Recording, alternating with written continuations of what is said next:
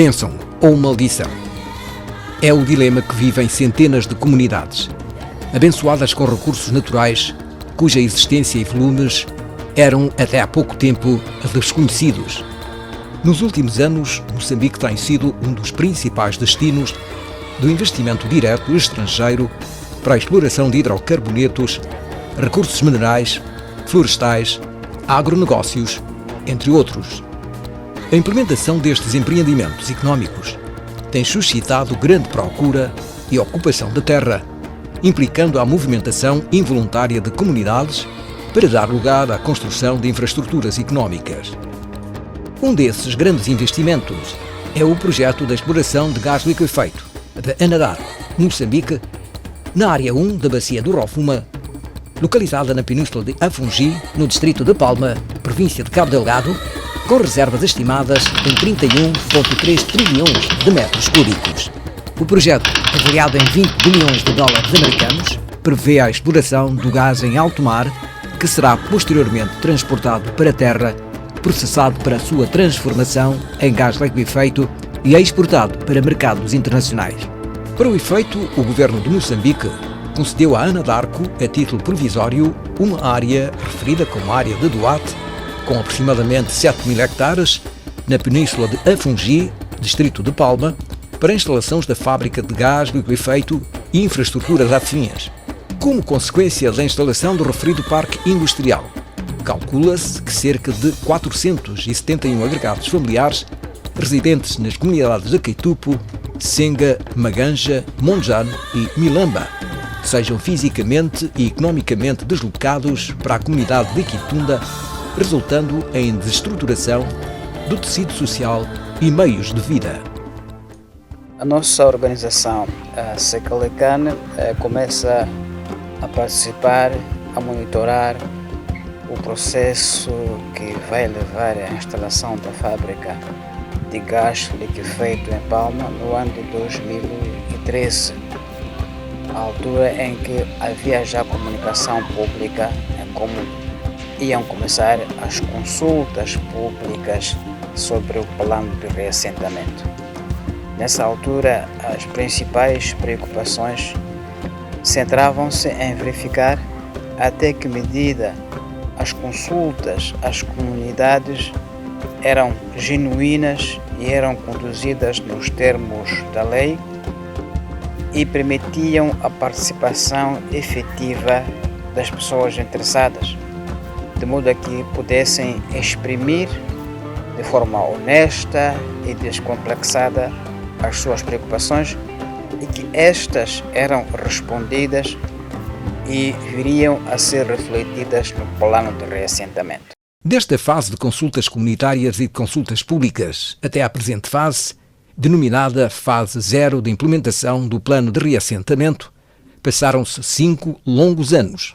Esse período, determinado por negociações complexas entre o governo e as empresas por um lado, e entre estas e seus acionistas e potenciais clientes por outro lado, acabou criando alguma impaciência nos camponeses. Tangu kuja naona kama mwaka wanne na pawajile wamba kamba Anadarko yankuja kukora kazi nomwe na wenyeka pia mkuja kufaidika na mkuja kunenepa sana sana konta Anadarko kaja penu wapana Anadarko pajile kaja na Msadori kaja na Madrid wa Palma waja na Madrid no papa kamba ofope mtija hapa tija ukabisi pa Anadarko mkorena ukazi sana msina matatizo nao baada ya kusamisiwa hapo watambia kama kule mkuka kule mkaikale mupate manyumba na mupate shule nyingine kumwa tuzile kama masamba kumumpani masamba mukole kazi ya kulima na ndio musa kulima amulima na mikono kuja kulima na traktori katika kutenda sambipa Anadarko kusambipa tilipa atisola ulongo konta atinapo kuona mafanikio ya kwamba kama mafanikio kwamba sio sambi iwapo kazi ya tili kutenda hewa kisaka ya kankuka kukola kankupata kontu makese kankunava kankuka kukola so. Várias dificuldades foram enfrentadas ao longo da fase das consultas e as organizações da sociedade civil recordam momentos de alguma desinteligência, nomeadamente com alguns agentes do Estado. Ao nível das comunidades, as consultas muitas vezes foram contestadas em como foi uma simulação não houve uma consulta genuína, parecia que já havia decisões tomadas antecipadamente, vai-se ao campo apenas para formalizar, sem necessariamente ouvir as comunidades. Ao nível mais alto de consulta, sociedade civil, empresas e o governo, sempre houve uma espécie de atitude defensiva das entidades privadas e públicas com a sociedade civil. Quando se pede para ver o plano ainda não é público, o plano não está disponível, de repente o plano não foi aprovado sem que a fase da sua elaboração tivesse contido a ideia dos outros. Isto ainda é uma lacuna, de modo que há de haver sempre, e há no plano, aspectos que não são consensuais, que de outro modo podiam ter sido discutidas por todos nós de forma tempestiva e serena. Esse processo não foi assim tão participativo como se desejaria. O esforço da sociedade civil tem sido muito no sentido de assegurar que todos os atores que participam nos processos de consulta estejam preparados para o fazer. Portanto, o princípio de participação livre, informada e com conhecimento adequado dos assuntos aplica-se aqui a esta situação. E a nossa posição é que deve ser preocupação, sobretudo do Governo, assegurar que todos os atores que participam na consulta estejam adequadamente preparados para o fazer, assegurando a divulgação de informação relevante para a consulta com a antecedência necessária. Nós fixamos-nos nos 15 dias de antecedência, que é o período mínimo de informação prévia, mas há muitas situações em que o período de antecedência deveria ser largamente superior aos 15 dias. O caso de Palma é um caso emblemático em relação a este aspecto. Como resultado do processo de reassentamento, as famílias deixarão de ter acesso às suas antigas machambas, áreas de cultos, entre outras. Como ilustra o mapa, parte significativa dos 7.000 hectares concedidos a empresas serão vedados e interdito o acesso às mesmas pelas comunidades por motivos de segurança e outros. Contudo, convém notar que continua por esclarecer a razão por que o Governo atribui à Anadarko território tão vasto, uma vez que a empresa jamais apresentou em público o plano de infraestruturas que justificasse o pedido destes 7.000 hectares de terra. Está a falar de uma extensíssima área de terra que a empresa está a solicitar, mas em nenhum momento temos acesso ao projeto, portanto, da fábrica de liquefação de gás que justifique a necessidade de tanta terra. Não será este mais um daqueles casos do tipo de investidor que diz: nós queremos explorar o recurso nessa área, mas não queremos nenhuma relação com as pessoas que vivem nessa região? Não será este o caso? Eu penso que isto é um aspecto que nós, como moçambicanos, temos que refletir, porque nós vemos isso cada vez mais acontecer. As empresas vêm esta riqueza toda. É como se nós, que fomos abençoados, fôssemos uns amaldiçoados, porque lhes estamos a tirar a beleza de um lugar. Então eu penso que esta é uma discussão muito importante que nós temos que ter. Que tipo de investidores é que nós temos? Como é que nós criamos uma relação saudável entre o investidor e as comunidades? Ok? As comunidades vivem como vivem, é preciso, elas são dispersas, é possível criar aldeias para torná-las mais juntas e garantir a reserva de algum espaço, mas não precisamos retirar as comunidades para tão longe. E quantas famílias vão mesmo ser removidas das suas regiões de origem e reassentadas em Quitunda? E qual vai ser o processo de compensação a estas famílias por perdas de património e outros direitos? Nós temos que olhar caso por caso, não é? O que é que esta família está a perder para o projeto e qual é a medida de compensação que tem que ser dada a essa família. Nós tivemos casos de famílias que não querem receber terra também, porque eram terras que estavam lá sem cultivo há muito tempo, porque eram terras herdadas de família, mas querem em troca um outro benefício.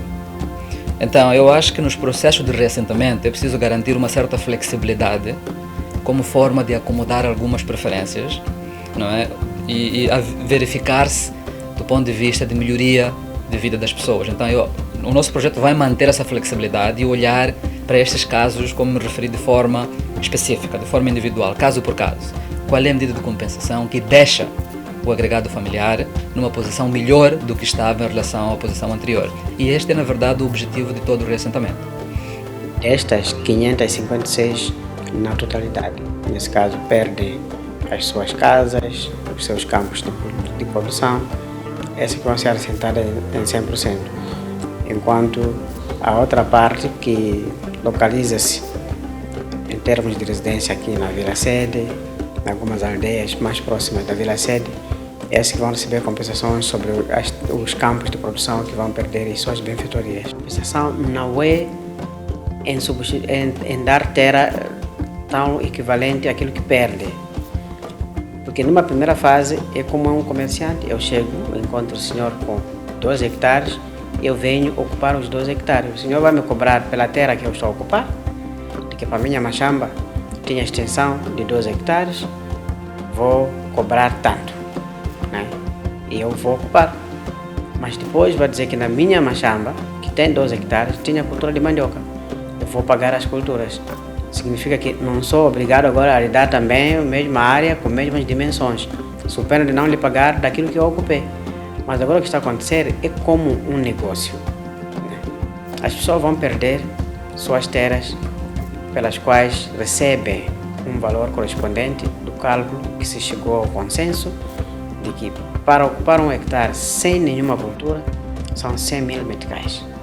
Mas com cultura de mandioca baseia-se na tabela atual ou a tabela atualizada sobre a agricultura dos bens ou das benfeitorias existentes nas machambas, tanto cajueiros, mangueiras, coqueiros, tem todas as árvores previstas dentro da lei ou dentro do decreto que aprova a tabela sobre compensações. Então, esse é compensado por perda da terra e dos seus bens existentes, mas, por sua vez, recebe terra de substituição para a agricultura, para a prática da agricultura de subsistência familiar, onde estimou-se que deve-se atribuir pelo menos 1,5 hectare para a prática dessa agricultura.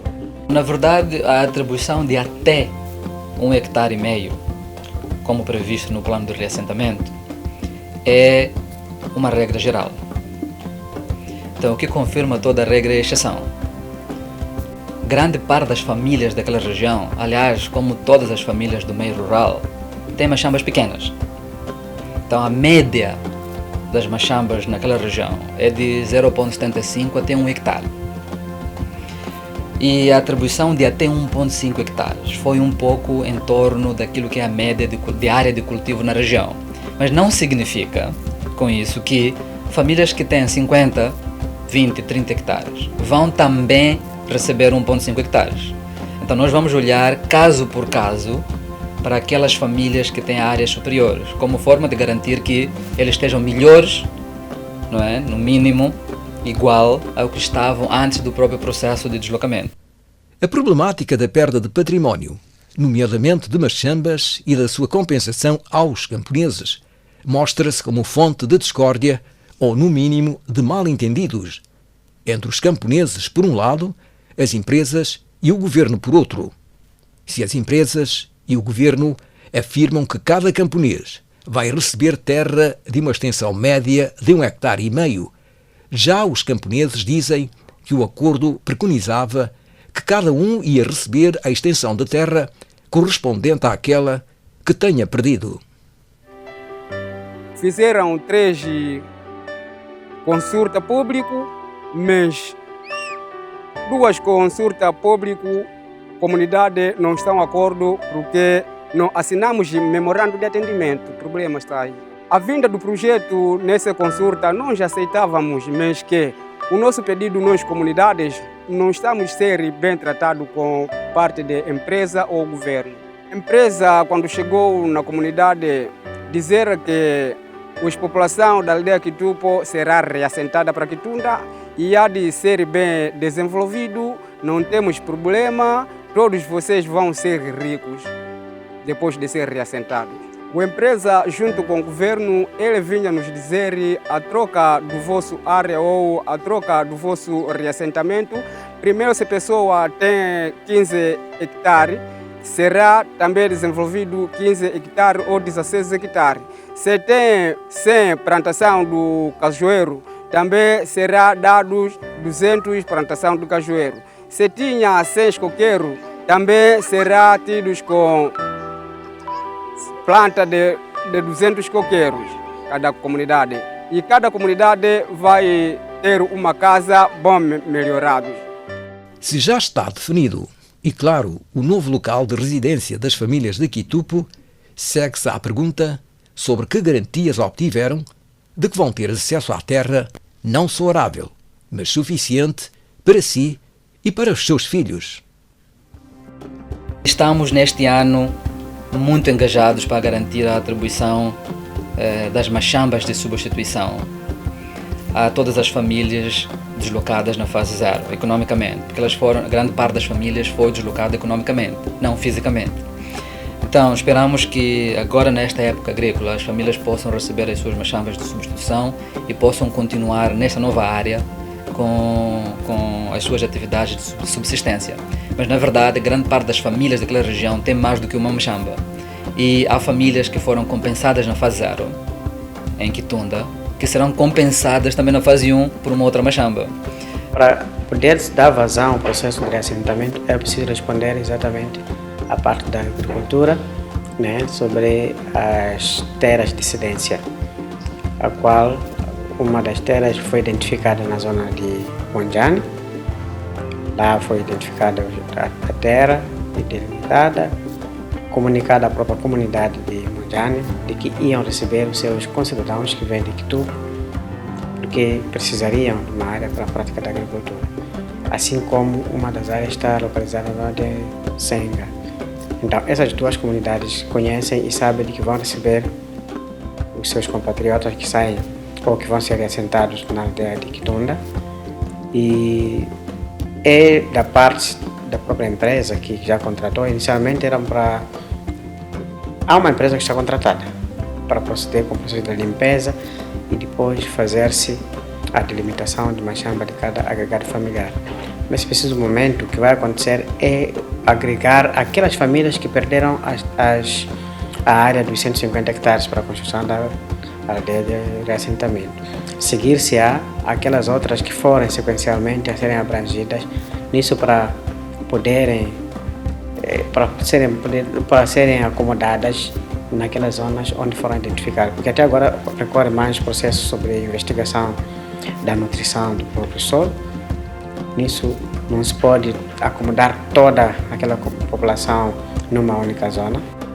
Ainda hoje, a própria empresa e o próprio governo distrital reconhecem que têm um grande desafio, porque não conseguiram ainda identificar áreas suficientes para a agricultura, para todas as famílias. Como é que tu começas um processo de reassentamento para uma aldeia cuja atividade principal é a agricultura, sem teres assegurado que tens esse assunto resolvido? Não é? Portanto, já tomaste a decisão e agora andas a bater a porta às aldeias circunvizinhas para tentar descobrir áreas para as machambas. Nós costumamos aqui a cultivar aquele madimba que se chama machamba de arroz. Lá onde sítio que nós vamos, não tenho certeza de que havemos de conseguir aquele machamba de arroz. Não tenho certeza de que havemos de conseguir praia. Não tenho certeza de que havemos de conseguir os nossos objetos que nós temos aqui. Entretanto, entre a população a ser deslocada das suas zonas de origem, inclui-se a população de Milamba, zona costeira habitada por pescadores e coletores de produtos marinhos. Ora, vai ser nesta área onde vão terminar gasodutos que vão transportar o gás do alto mar para a sua liquefação em terra e posterior transporte para os mercados internacionais. Entretanto, esta comunidade tem a sua vida económica, social e cultural ancorada no mar, sendo problemática a sua transferência para o interior, onde a agricultura é o principal recurso que garante a subsistência das comunidades. Qual é o plano da empresa relativamente ao futuro destas comunidades costeiras, cuja economia e cultura está baseada na pesca? O plano de reassentamento tem 2 anexos. O anexo A, que é referente ao plano de restauração dos meios de subsistência agrícolas, não é? E o outro anexo, que é referente à restauração dos meios de subsistência pesqueiros. Então, as pessoas não podem ou nem vão deixar de pescar. Existe todo um documento aprovado pelo governo que visa restaurar ou melhorar os meios de subsistência pesqueiros daquelas famílias que dependem da pesca. Então, o reassentamento é um conjunto de medidas que visa justamente assegurar que esses meios de subsistência são melhorados no novo local. Então, há um conjunto de infraestruturas adicionais que não existem hoje, que vão ser construídas pelo projeto. Vias de acesso novas e meios de transporte devem ser garantidos, por forma a assegurar que as famílias que antes viviam na costa, agora vivem ligeiramente mais para o interior, continuem a manter os seus meios de subsistência pesqueiros. Então, existe todo um plano que faz parte do Plano Geral de Reassentamento, que contempla tais medidas que visam restaurar os meios de subsistência das famílias pesqueiras.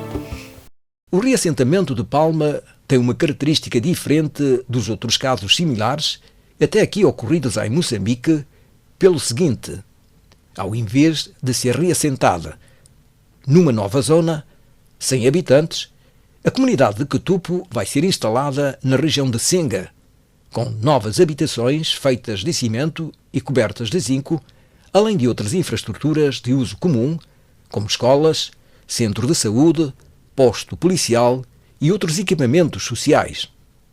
Esta diferenciação já é motivo de contestação por parte da comunidade hospedeira, que reivindica as mesmas condições garantidas aos hóspedes. Isto para não mencionar a perda de 150 hectares de terra perdida. Foi um pedido do governo para recebermos essas pessoas de Qutupo.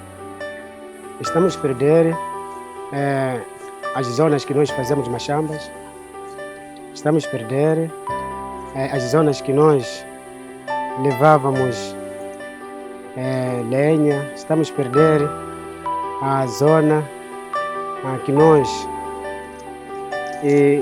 estávamos a levar medicamentos tradicionais.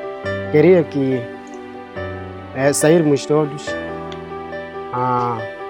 satisfeitos para não haver sofrimentos de alguns. Por exemplo, nós recebemos algumas pessoas, então nós também temos que estar como as pessoas que vão ser reassentadas e nós também estarmos da mesma forma. Pela minha parte, estou a ver que havemos ser prejudicada por...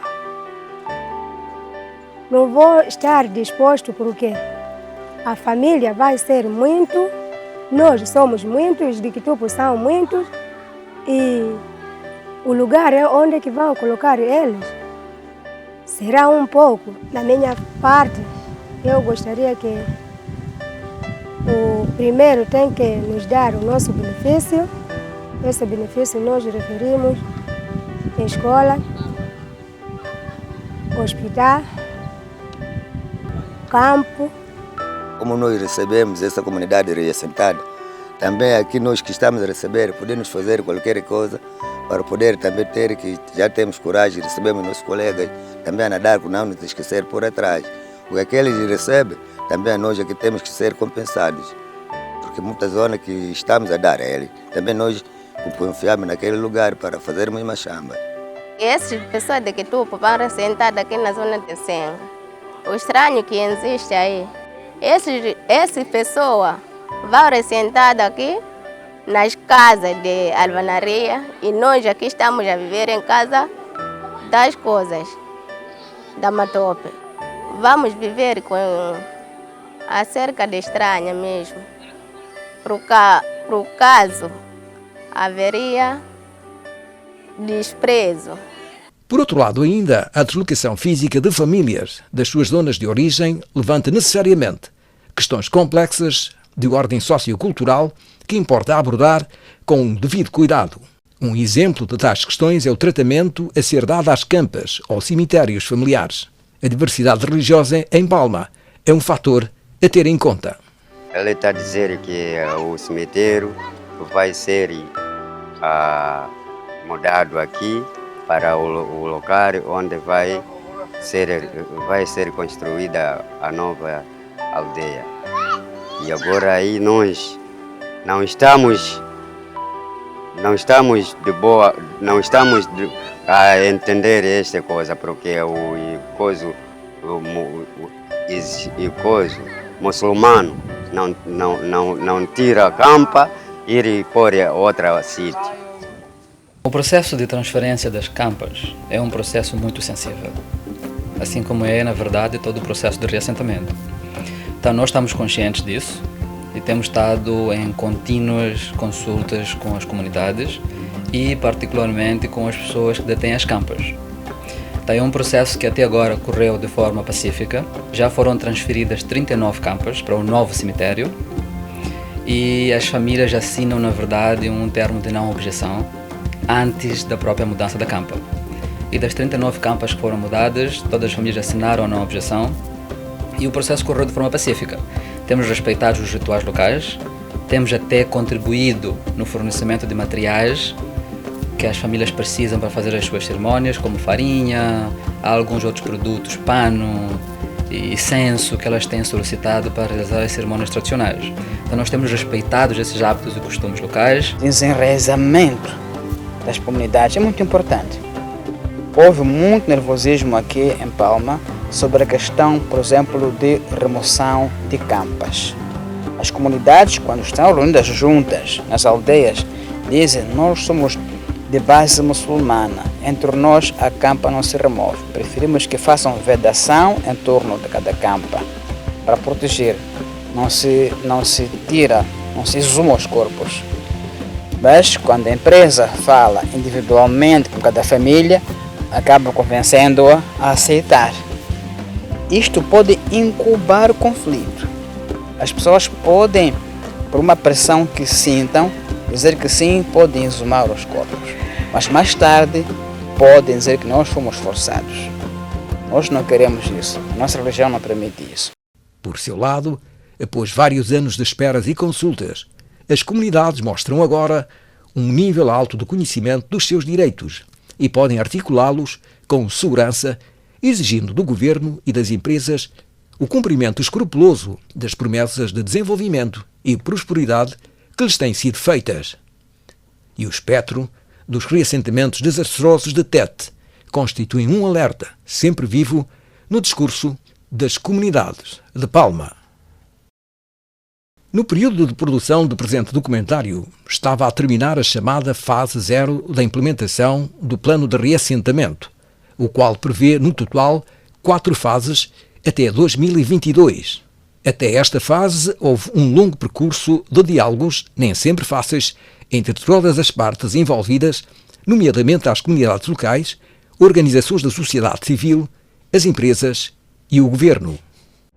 Nesse diálogo das consultas públicas, houve momentos de muita tensão entre as partes, porque as empresas, obviamente, olham para o mercado, olham para a tendência internacional, fazem o seu calendário. O governo, a expectativa de que vai ter, de modo muito urgente, receitas para responder às suas necessidades, mas também a população e a sociedade civil um pouco receosos de que uma pressa mal contida pode trazer desastres. E houve tensões, algumas muito altas, entre a sociedade civil, as autoridades e as empresas. Nós mesmos, em algum momento, fomos alvo de, alguma fricção com as autoridades que entendiam que tínhamos uma interpretação que não era aquela adequada para a sua própria visão do processo. Mas hoje, nesta fase em que estamos, há uma coordenação melhor, há mais calmia, a população entende melhor, embora ansiosa, como é natural, porque este é um processo, sobretudo, muito emotivo, tem muita emoção neste processo, tem que ser gerida essa emoção, mas é uma fase muito melhor do que era no início do processo. Apesar de todas as ameaças, todas as dificuldades, quer dizer, 5 anos, estamos há 5 anos a monitorar este projeto, não é?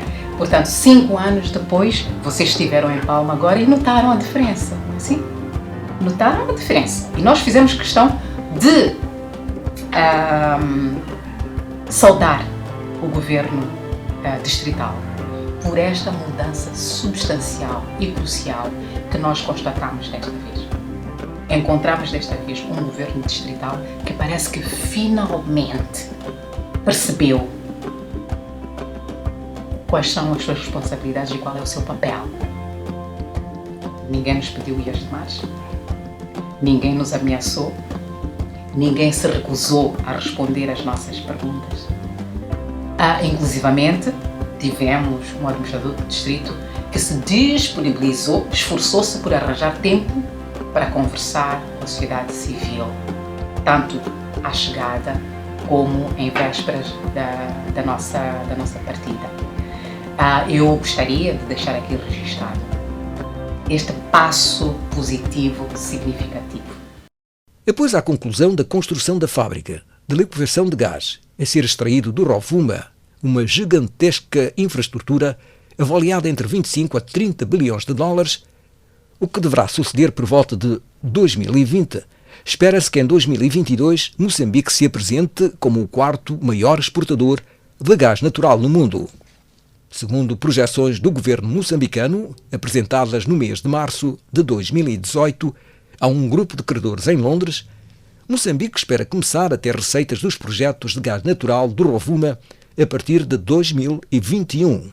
As receitas conjuntas da exploração das chamadas áreas 1 e 4 deverão aproximar-se dos 500 milhões de dólares por ano até 2027, aproximando-se mais tarde para a fasquia de 1.000 milhões de dólares por volta de 2030. Os desafios de uma gestão criteriosa e transparente das receitas, de modo a se afirmarem como uma bênção em vez de maldição, são incalculáveis. Do ponto de vista do governo, na minha opinião, o desafio será sempre o de maior capacidade institucional. Significa maior capacidade para fiscalizar, monitorar e pedir contas à empresa. Maior capacidade de negociação, conhecimento de causa. A matéria de natureza jurídico-legal, natureza fiscal, que não são fáceis de monitorar nesta indústria, e podemos não ter capacidade em termos de quadros técnicos que possam ombrear com os quadros técnicos das empresas enquanto Estado. Este é certamente um grande desafio, a nossa capacidade institucional de monitorar, de negociar em pé de igualdade e não de subserviência. Ufe kwetu governo pamoja na empresa zisimamie mpaka zisimamie kwa haki na komunidadi afike kufurahi kwa likuka. Kinu tena chengine cha kusowela kwangu ni shukuru la kwanza utenendela wanu kamba wajilewa kuja kutuona maisha yetu kwatili kulawa na mpaka kwatili kuka. Na paoka tena watizingukile tena kuja kutiona kati ya kumodali kwetu kwa sababu kumodali kuka kulawa yepa kuka kule wajizinguke waji watione mwaje vyatili au vyatikiwa mititendela kwetu kanza kisaka governo itisimamie kwa ukweli, kwa haki na kusema kwetu kuke kwa vyema, kusiwe na kusema kwetu kuona mushikili kama vya wasamila wenzetu Tete